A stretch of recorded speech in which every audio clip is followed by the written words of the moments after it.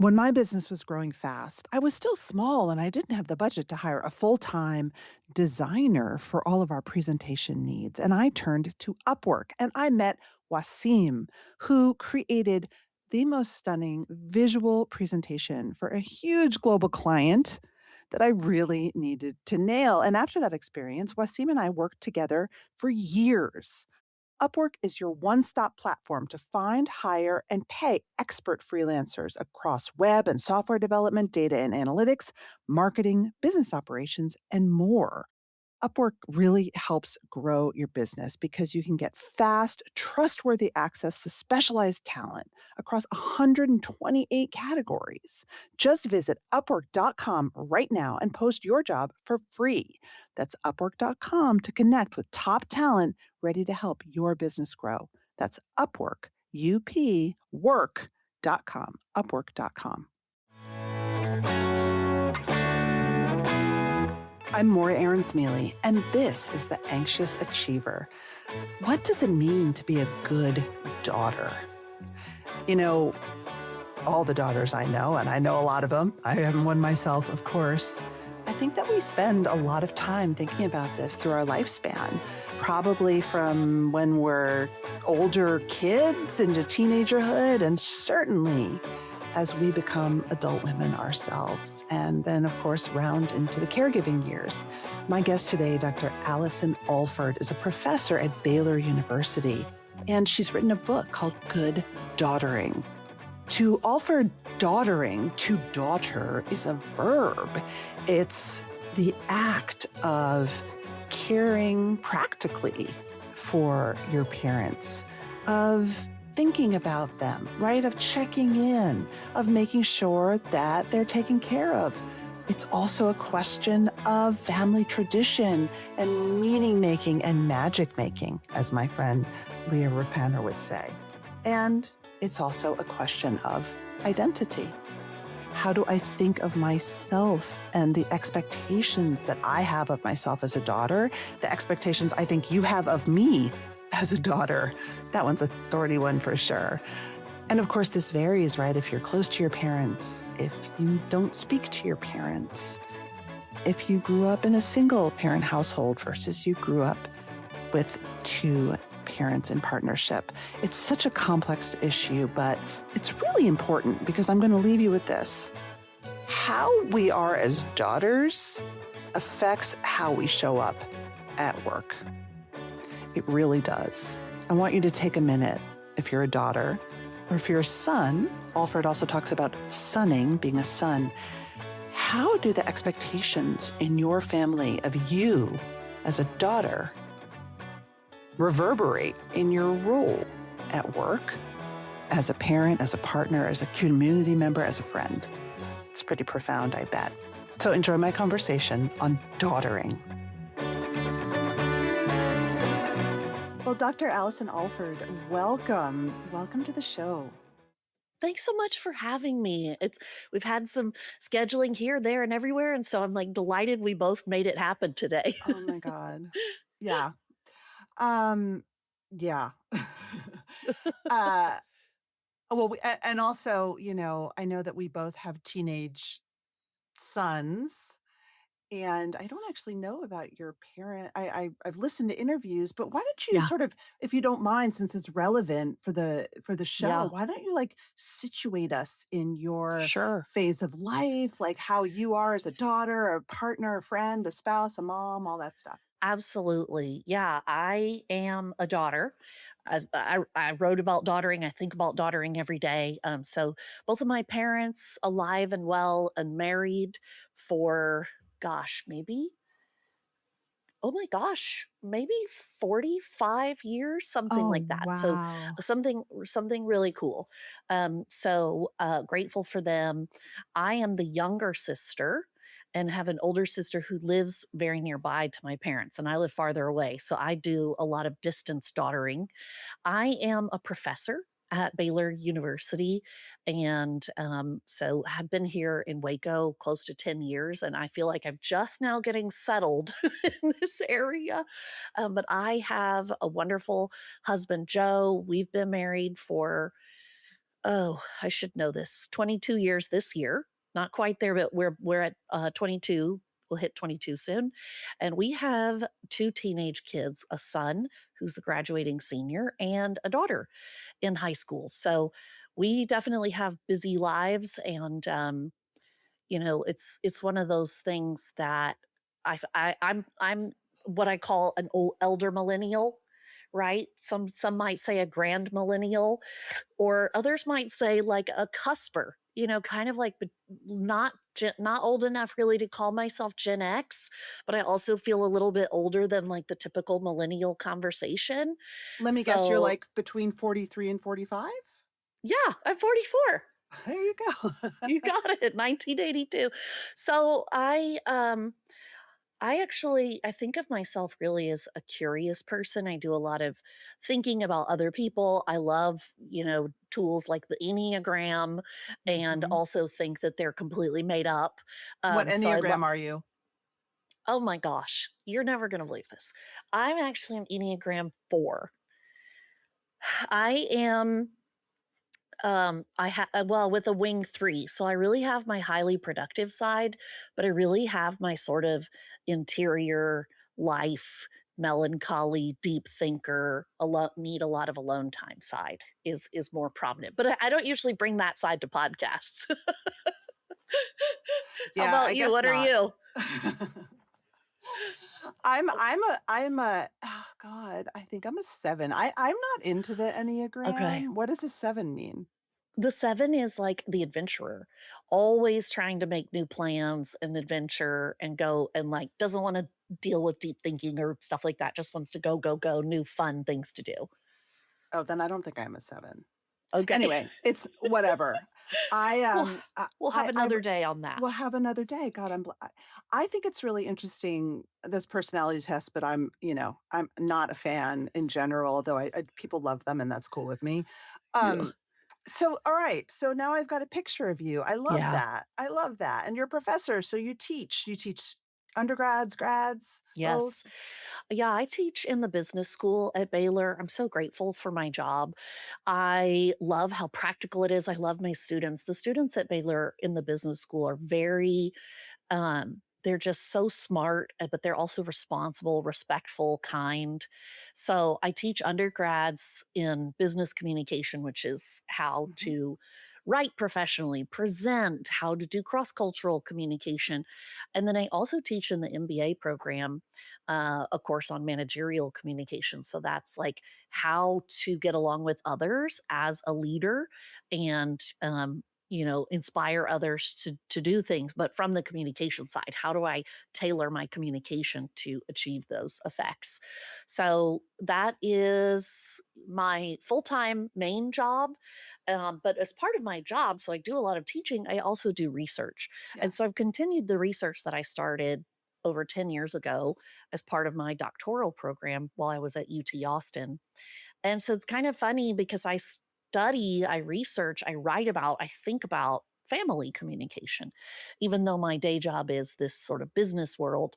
But I really love that because it Mhm. gives me kind of a separate mental space to go to, and I can go into that world whenever I need to. So, yeah, that's what my recent book launch is. I have it right here. Good Daughtering. So I Yes. just put this book out in February, and it's a culmination of all that research and helpful tools for women. So it's been such a privilege that Baylor has given me the space to do that, and the encouragement and the cheerleading to do that. Well, I can't wait to talk about it. I literally, I get a lot of pitch emails from publicists of authors. And when I saw yours, I'm like, I'm pretty sure I whooped. Let's start with definitions. So in your book, Mhm. daughtering is an active verb. You also have sunning, Yeah. which is not sunning like a cat suns in the sun, but sun, S-O-N. Yeah. What is daughtering in your Yeah. definition? So, daughtering is the often invisible labor, the emotional, mental, logistical, and identity labor that women do in families in Mhm. order to try to keep the family connected. And many women are doing a lot of it without realizing it until all of a sudden they're burnt out. And so I talk about daughtering in a couple of ways that are, I think, unique. One is it's active. It's a choice that we make. It's a gift that we give to our family. We do this toward our parent, but it includes all the members of our family because we're just really being the glue in order to Mm-hmm. keep everything going. It is work in the same way that we would say that being a parent is work, which doesn't mean you don't like it. It doesn't mean you want to do it, don't want to do it. It doesn't mean you're complaining about it. You're just categorizing it as effortful. Yeah. So making sure to frame daughtering is not just this sort of passive lolling around in the family system, but really intentional, much of it. And um, and yeah, I think in the book a lot I compare. I talk about what daughters do versus what sons do because there are a lot of cultural expectations on women Mm-hmm. and on daughters. And a lot of women think about how to be a good daughter or how to be a good enough daughter. So I am not an expert on sons or sonning. Um, for many reasons, but mainly because I just didn't build a career around that. But I absolutely think adult sons do a lot of sunning, and that's Mm-hmm. extremely important in families. It just a bit one of the big differences is that men aren't expected to do it in the same way. They're not as expected to be calling up their families all the time, taking the emotional temperature of the room, soothing and smoothing. Mm-hmm. Oftentimes when men do sunning, they're praised and it's Mm-hmm. this over the top, what a good boy. Mm-hmm. But I've really learned so much by watching my own husband be a very loving and intentional son. And I think he's learned a lot from me by realizing how much choice he has in his Mm-hmm. sonning compared to the amount of choice that daughters feel we have, because there's just so much more pressure and expectation and so much more of a kind of a script. um, and so as I've raised my own children, as I have a teenage son on the cusp of adulthood, I've had a lot of intentionality around teaching my children what it is that I want them to do in adulthood as members of the family, and also what I don't want them to do or don't expect from them. Right, because you have a daughter too, you said. I do, yeah. I have a daughter too. When I talk about daughtering and and the research I've done, it's all adulthood. Mhm. Okay. So, I don't study adolescence or child development, and I think it's important to say that adult daughtering is certainly framed by that and learned in childhood. Yeah, Um, but most of what I'm talking about, I'm not putting that lens on my own daughter, but on myself, on rather, yourself as on the myself. adult. Got Hmm. it. So, daughtering is a verb, but is being a daughter in your research an identity as well? Yeah, absolutely. I think, so I talk about four types of daughtering work. And one of them is just the actions that we do, the stuff that's really easy to see, like if you plan a holiday or fill mom's stocking or go help paint a room, that needs painting, then that's really visible daughtering. And then there's some other kinds of daughtering that are invisible, and that's the mental load, the Yep. thinking and the planning. It's the emotional work, which is the um, conflict resolution, or preventing conflict, or soothing emotions, or even withholding your own emotions so that things don't go wild. But the fourth and last one is identity work. Mhm. And I think that being a daughter is about carrying on a legacy, reminding your children or others what the family goals are, what is the family intention, what are the traditions. And so in the sense of, in communication studies, the study of roles versus identities versus who am I, how do I behave, who am I in what setting, there's a lot of important distinctions there, or Mm. nuances that we could go into. But to try to keep it really simple, I just like to make sure to talk about daughtering as an active choice. And Mhm. sometimes when we think of identity, people just think of it almost like a label, but it's Mhm. still It's still something that you have to capture, that you have to hold on to, that you have to create and recreate over time. So, yeah, it is an identity for many of us. There is one thing I can do to feel better, think better, and have more energy, and it's hydrate. And Drip Drop makes it easy, delicious, and I know that it's science backed. Drip Drop is a doctor developed, proven fast hydration that helps your body and mind just work better. Support for busy days, long workouts, summer travel, me in the garden for many hours. Drip Drop uses science based formulas for rapid hydration, and you feel results fast, and you get 3 times the electrolytes of leading sugary sports drinks. And honestly, they taste amazing. I love the cherry limeade, but there are 16 original flavors and 8 zero sugar plus options. Right now, Drip Drop is offering podcast listeners 20% off your first order. Just go to dripdrop.com and use promo code Achiever. That's dripdrop.com, promo code Achiever for 20% off. You can stock up now at dripdrop.com and use promo code Achiever. I take this great supplement called IM8. And I have to admit, I was never really a daily supplement person. I was never that kind of person who's going to make a smoothie. I'm way too hyper and distracted to make a smoothie. But I tried it about 2.5 months ago. And I have to tell you, I feel amazing. I have more energy. And after all, energy is everything. If we don't have energy, we don't have much. IM8 was created and co-founded by Sir David Beckham, and it was built by leading doctors and researchers. It was designed by the world's best, and 95% of people who tried it for 12 weeks in a clinical trial felt more energy. It's just one packet and gives you everything you need for more energy, more vitality, and all the vitamins and good things that you need. So go to im8.com/achiever right now, or click on the link in the description and use code Achiever for a free welcome kit, 5 free travel sachets, plus 10% off your order. That's code Achiever at I M8, number 8, IM8 health.com/achiever, IM8 health/achiever. Use code Achiever at im8health.com. These statements have not been evaluated by the Food and Drug Administration. This product is not intended to diagnose, treat, cure, or prevent any disease. Let's talk about money. Money isn't just dollars and cents. It's emotions, it's hopes, it's dreams, it's guilt, it's anxiety, which you know if you listen to this show. We've done episodes on your emotions around money, your money story from childhood, how to build a better relationship with your money.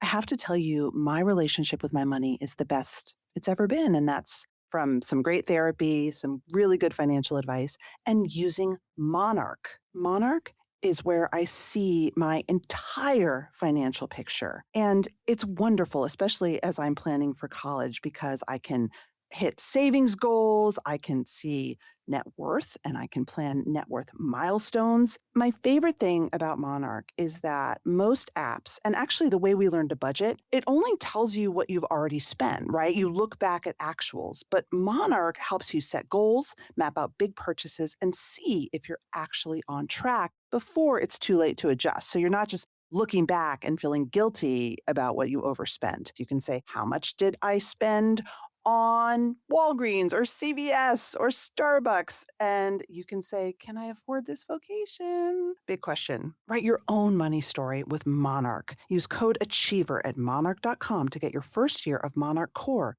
at half off. It's just $50. That's 50% off your first year at monarch.com with code Achiever.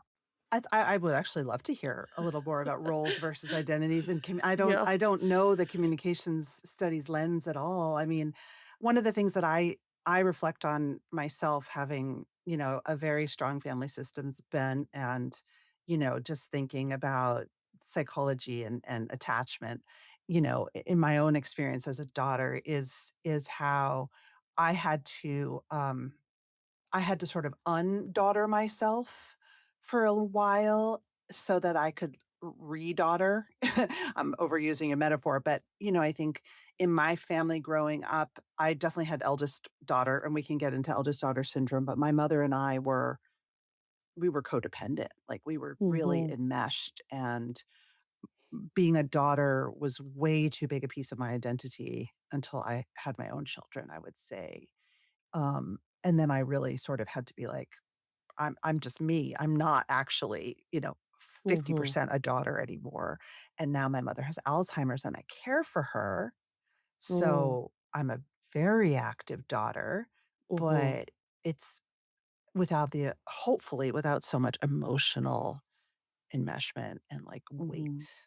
I don't know if that Yeah. resonates with you at all. Yeah, I think that so much of talking about daughtering and or our relationship between ourselves and our mother or between ourselves and our father is about having the right words to get to the nuance Mhm. that we mean. And so I think using words like enmeshment and independence and codependence and healthy attachment and things like that, those are the terms, and knowing those terminologies help us get into the nuances of which categories or which dimension or which frame we're describing the relationship. And so in communication studies area, what we try to focus on is shared meaning making. So the relationship Mm, is mhm. built through shared meaning making, and I and how I communicate that and how you receive it. So it's not really just about how do I exist over here and what am I thinking inside my body, but what is it that I'm communicating that the other person then can grab, and then if they grab it in the way I mean it, then now we're on the same page. Oh, And wow. so much of that understanding comes through language, Mhm. and which is kind of cool because that's what we're doing now. We're Mhm. meaning making together, and so that's kind of what I found through my research is we just don't have enough words and language or shared language to describe the experience that women are having over a lifetime. And what has happened is that the role of a daughter or the experience of daughtering has been subsumed by these other bigger categories of words and terminology that people understand, like Like what? mothering, Mhm. caregiving, friends, Mhm. friendship. And we borrow those terms because they seem kind of right. I mean, it seems easier to use in general conversation than talking about the really important distinctions with enmeshment. Not Mhm. everybody knows exactly what enmeshment is. Like, okay, well, now I need a counseling degree to Right. talk about this, or attachment. Well, now I need a psychology degree to talk about this. Sense making. Now I need a communication degree to talk about this. Um, and so that's why I want us to notice anything that we're doing in our daughter role toward our parent is a form of daughtering. And Mm. there are many forms of that daughtering takes over a lifespan. But we can notice that if the daughter is doing it as the daughter in the role, that's not mothering, Mhm. that's not friendship, that's not neighboring, that's not marriage, that's Mhm. daughtering. But we have to allow daughtering to be differently shaped over a lifetime. So the daughtering that you're doing now is very different from the daughtering that you were doing in your 20s or 30s, 100%. and yet it's both daughtering and caregiving. Right. And so the way those two are bound up in each other is really important. Many women are doing a lot of daughtering without the caregiving, although Right. we foresee that into the future. I really think that's such an important distinction in your work that I wanna dive in on because obviously caregiving is a huge topic of conversation, as it should be, because it really impacts many people. Um, but you distinguish between caregiving for your parents and doddering. You say that doddering could be something like sending them a card or a funny Yeah. reel on Instagram or again, maybe checking in on them if there's gonna be a storm, just being around, making sure there's holiday plans. Like, it's very much about what my friend Leah Rapaner would call, um, the mental load of magic making, the mental load of meaning making, of dream fulfilling, family identity. Talk a little bit about that. Yeah, I think daughtering deserves, its own life category. And really when we think about working, mothering, parenting, friendship, we recognize there's a thousand different contexts in which to describe that. And in friendship, there's going to be my best friend, my lifelong friend, my work friend, my friendship breakup, my friendship vacation that we take together, my long distance friend, my only Facebook. We allow that category to have a thousand options, right? When we talk about parenting, we know that that could be your newborn, or it could be that you are parenting your 35-year-old. And, that could be parenting like just gentle, like, oh, very low touch because they're an adult, or extremely high touch. This is an infant who will not survive if I'm not looking at them 23 hours a day. And daughtering is its own category like that, meaning that there are a wide variety of expressions. So the college age daughter who goes, let's say she goes off to college, her choice begins to be, how much do I allow my parent in?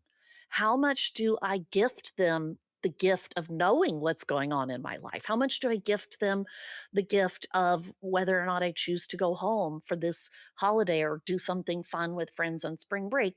So, daughtering at that point maybe looks a little bit more like allowing.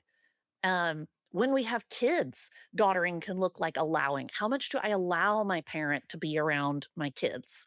Um, and so I'm also making a grandparenting choice for my kids, but I'm making a choice to, uh, to let them in. And so in this case, so daughtering doesn't always look like doing outward. I go there, I call, I send. Sometimes it looks like letting someone in, and there's a vulnerability to that, that they have a piece of you.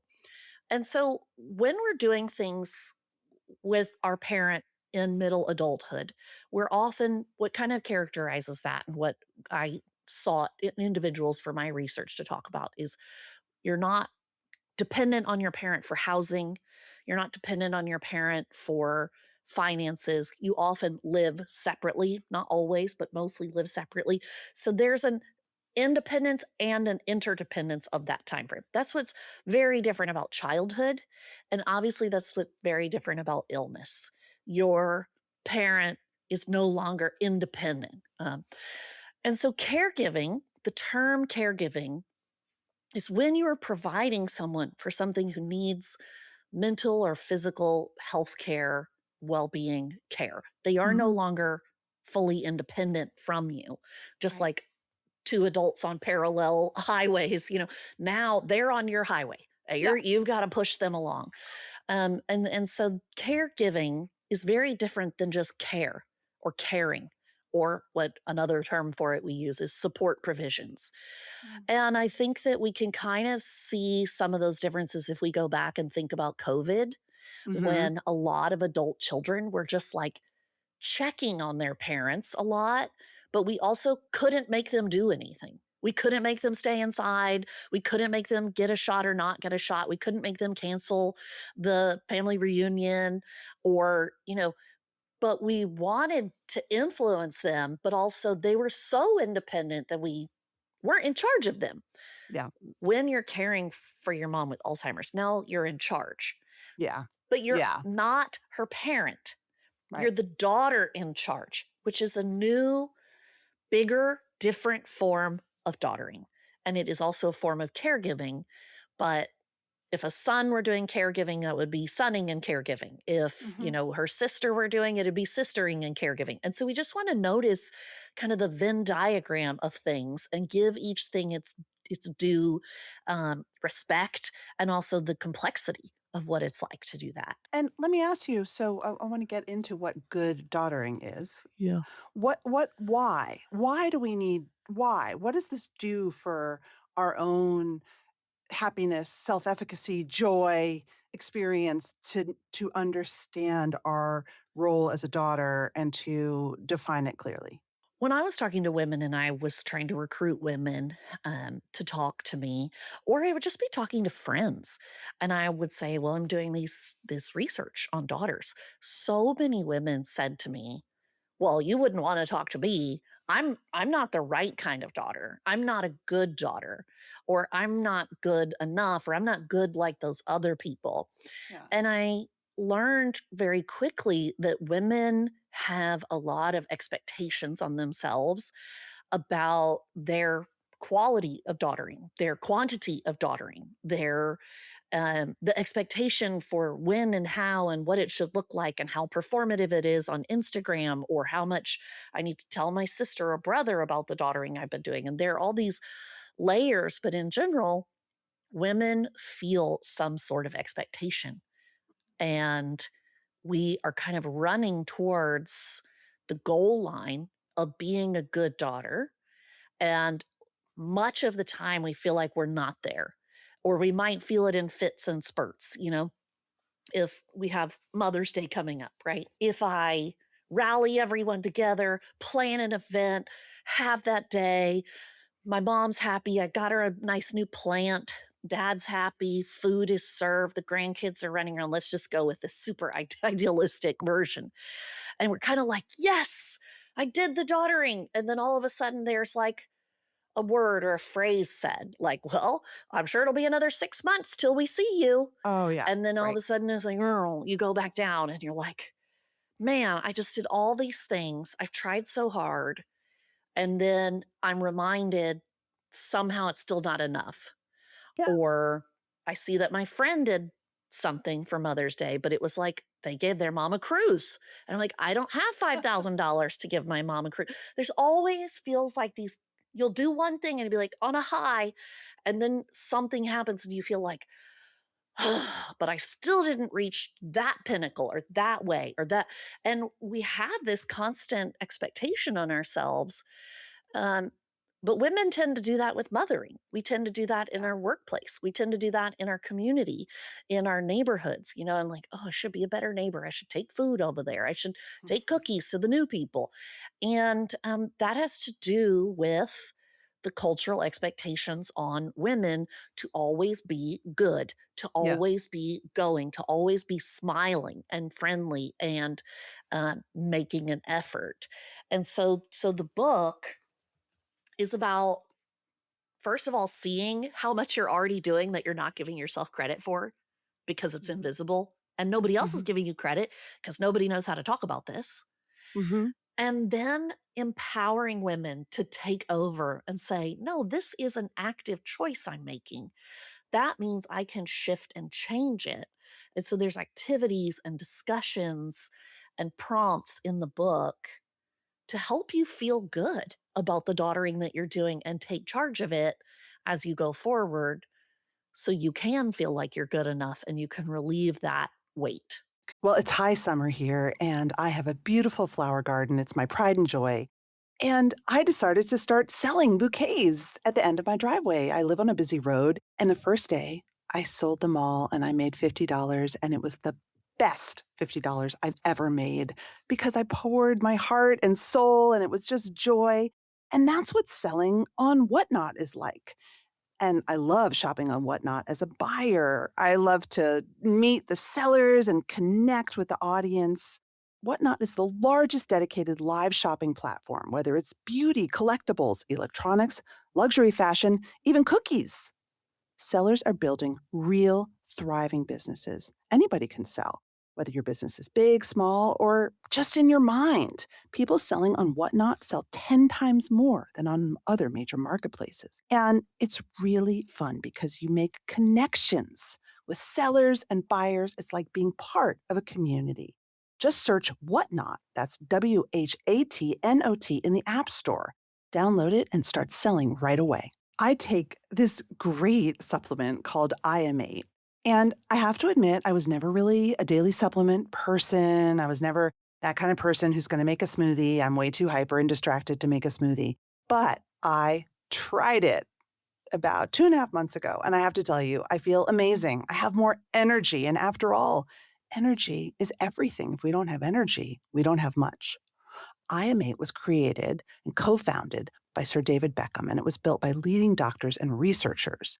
It was designed by the world's best, and 95% of people who tried it for 12 weeks in a clinical trial felt more energy. It's just one packet and gives you everything you need for more energy, more vitality, and all the vitamins and good things that you need. So go to iam8.com/achiever right now, or click on the link in the description and use code achiever for a free welcome kit, 5 free travel sachets, plus 10% off your order. That's code achiever at letter I, M, 8, number 8, IM8 health.com/achiever. IM8 health/achiever.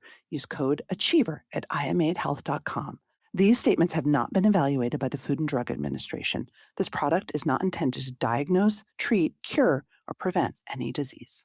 If you're growing, if you're a founder or an HR leader, hiring and scouting and developing talent is the fun part. But managing everything that comes with it as you grow globally is where things can get tricky. And that's why Pebble is there for you. If you've ever tried to hire someone globally and immediately hit a wall of paperwork and rules and approvals, you know how much red tape can slow things down. And that's what Pebble is designed to fix. It makes global hiring simple. Most companies treat compliance as something to manage around. By building a decade of experience directly into its platform, Pebble removes the fear of mistakes and dreaded regulatory blind spots. And instead of juggling separate tools for contracts, payroll, benefits, and compliance, Pebble brings everything together in a simple platform. There's a special offer for podcast listeners. Pebble is normally $399 a month per employee, which is a no-brainer for what you get. But right now, there's a limited time offer on their site, and it makes it even easier to get started. Just go to highpebble.ai. That's hi, H-I, pebble, P-E-B-L.ai before it's gone. highpebble.ai. Terms and conditions apply. Could you take us through an activity? My audience loves Yeah. exercises and reflections.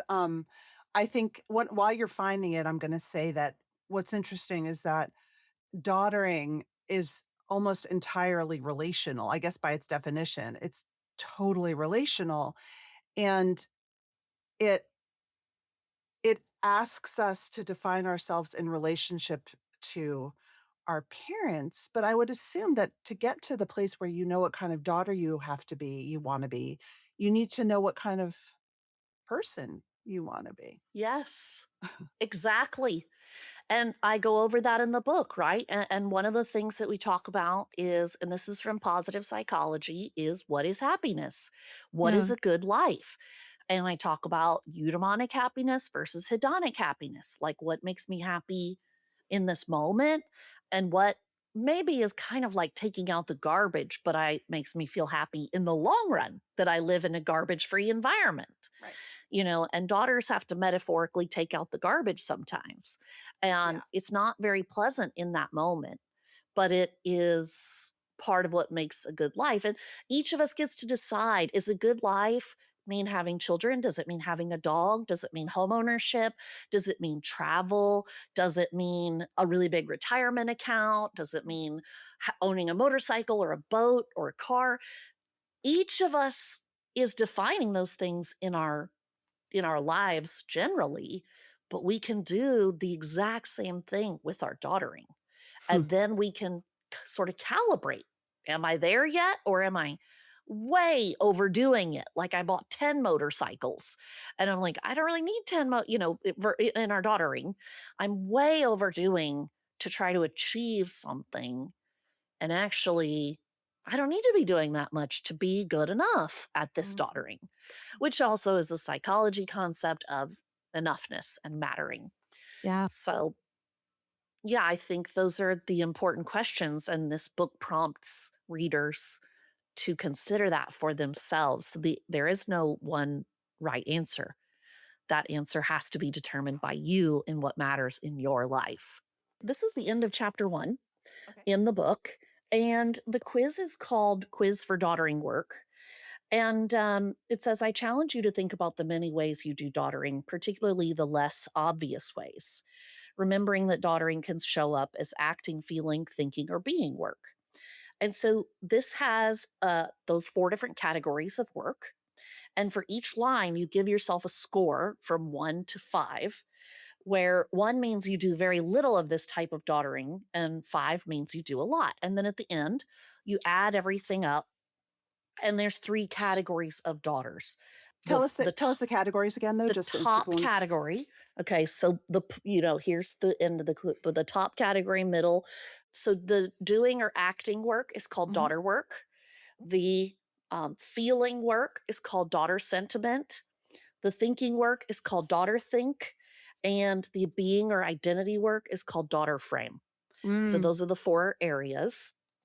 And the score categories, you can come out as an attentive actor, a committed carer, or an aware anchor. And this lets you know how how much you're doing. Okay, so the first category is actions, the stuff that's visible. And here's kind Hmm. of a Wow. screenshot moment if you Mhm. want to. And so it asks about practical efforts. And so it says, I support my parent with practical help. Examples include tech, errands, taxes, household, and lots of other things. Awesome. Another one is planning and hosting. I initiate and plan family gatherings, celebrations, or outings to keep us connected. Okay. Another one is tradition and legacy. I proactively maintain our family traditions and also start new ones. Mm. And another one is decision involvement. I stay involved in my parents' major life decisions like living situation, finances, or their future. Wow. And so each category of these, you'd give yourself a score from 1 to 5. So you could have up to 20 points now. Mhm. And then we move to the second category. Do you want me to keep going? I love this. Okay, which is the feeling category, or what I talk about as daughter sentiment in the book. So, item number 5, if you're writing this down, is providing affection. I express love, gratitude, appreciation, or affection to my parent regularly. 6, emotional availability. I offer emotional support and allow for hard conversations with my parent. Hmm. 7 is meaningful presence. I'm present and engaged during our time together, prioritizing meaningful connection over superficial. And 8 is supporting with empathy. I listen, empathize, and comfort my parent when they're struggling. Hmm. And there's so many more items that you could add on here. And I, that I, even as I go through this, think I would probably add something like, I keep myself calm during difficult situations. It was a psychologist, Arlie Hochschild, who talked about emotion work versus emotion labor. And one form of emotion work is making myself believe or act like and feel what I'm saying. So let's move on to category 3, which is daughter think, or the thinking work, monitoring and anticipating. I check on my parents' well being and anticipate challenges or needs on their behalf. Mhm. Calibrating and flexibility, number 10. I assess and recalibrate my daughtering to match changing needs and life circumstances, both mine and theirs. Next is reflecting and improving. I regularly reflect on my role as a daughter and consider how I can better show up in the relationship. Collaboration. I communicate and coordinate with siblings to support our parent together, sharing what I know and learning what they know. Hmm. And I think that could extend to aunts, Of cousins, course. you know, Step parents and step parents, yep. in laws, the neighbor next door who's always checking on my mom, things like that. Fairness and equity. I balance attention and support toward each of my parents, treating them fairly in comparison with the other. Hmm. So this might especially be, you take this quiz, you're thinking of one parent. If you take this quiz again and you put stepdad in the Mhm. top, maybe you notice like, ooh, I really don't do much for my stepdad, so that might be not a problem, but just a noticing. Boundary setting. I set and communicate reasonable, healthy boundaries to protect my time and energy and that of my partner and children.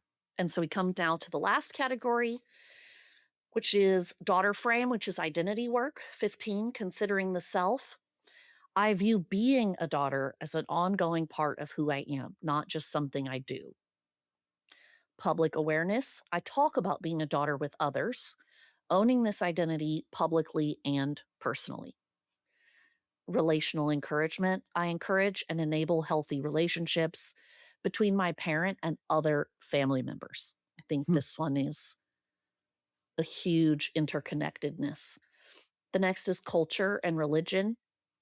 I support my parents' cultural and religious values. I also engage in these beliefs and foster them in my children as far as they align with my own values. Hmm. Examples include celebrations, food, or dress. Yep. Respectful interactions. I show respect through my actions and attitude, even during disagreement. Navigating conflict. I try to resolve conflict with maturity, avoiding toxic behaviors or escalating. I try to avoid letting things fester or become chronic. Hmm. Now, as you see, so we've finished here. That's 20 Wow. items with the score out of 100. And as you can probably see, some of these may overlap in different categories, or you may feel like there's even more to add. But you add up your points here.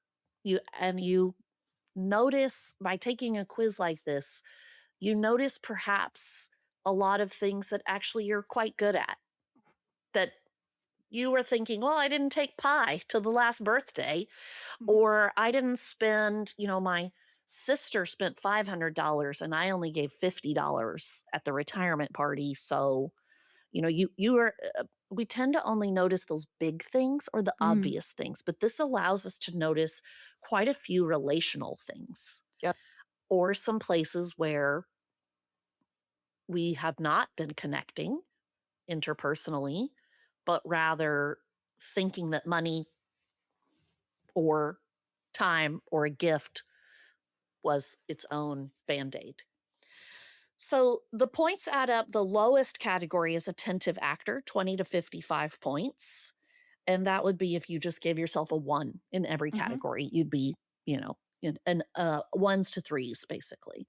You're actively contributing and doing daughtering for your parent. You've started to recognize the ways you support your parent overtly and subtly. And it just goes on to say, it shows what you're currently doing, but maybe this is an opportunity to learn where you could give more. People in the middle, 56 to 75 points, committed carer. You are an engaged daughter providing substantial support provisions. And I think here this is where we say, if you're a C or a B plus, you're doing it. You're doing Mhm. it. You've passed. You're in a passing score.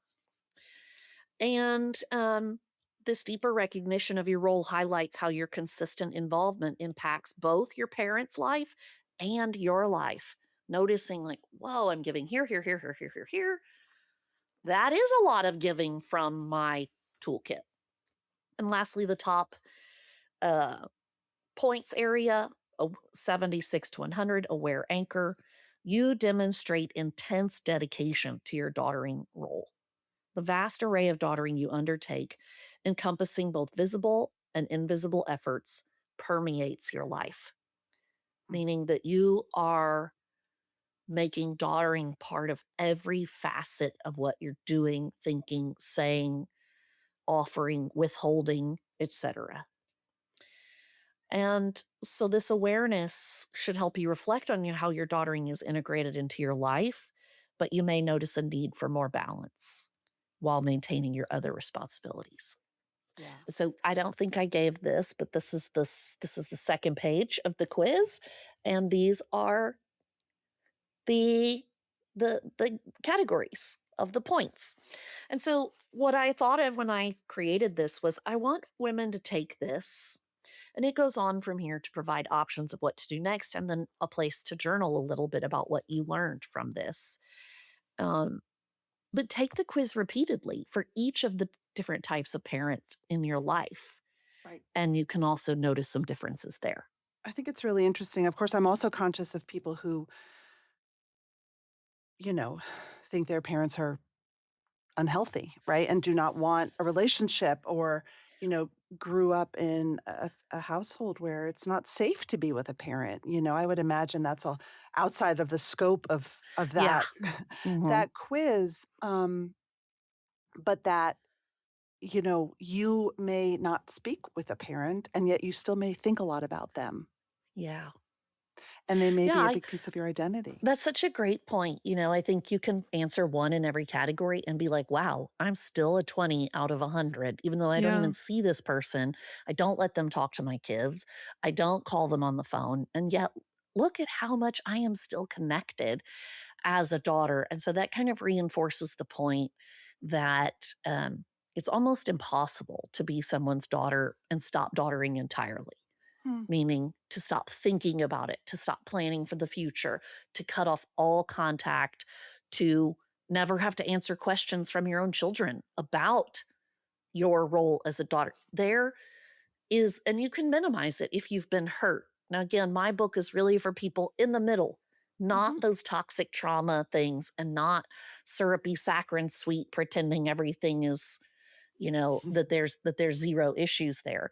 It's for the normal folks, the typical, the Mhm. vast majority of us that are pretty okay with our Mhm. parent, but also need some revisions, some optimizations. And mostly we need to give ourselves a little bit of encouragement, a pat on the back, and give ourselves a break. But some women may find they're doing tons and they don't want to stop. They just want acknowledgement. Some Yes. other women may realize, oh, I could do more, but I could do that by just sitting right here at my desk and Mhm. doing the Right, I don't more. have to move home. I don't have to move I don't into have to my send money. hometown. I don't have to Yeah. go there more often, Yep. and I can still be doing things. Or some women may need to do less or Hmm. do different types of activities. And this book is designed to give you that flexibility and the choice based on what your life is like. Well, thank you so much, Dr. Allison Alford. That was really great. Thank you. That's it for this week's show. If you like the show, follow us and tell your friends. And please leave us a review. It really helps the anxious achiever get found by people just waiting for our content. I'm your host, Maura Aarons-Mele. Lots more to come in the next episode.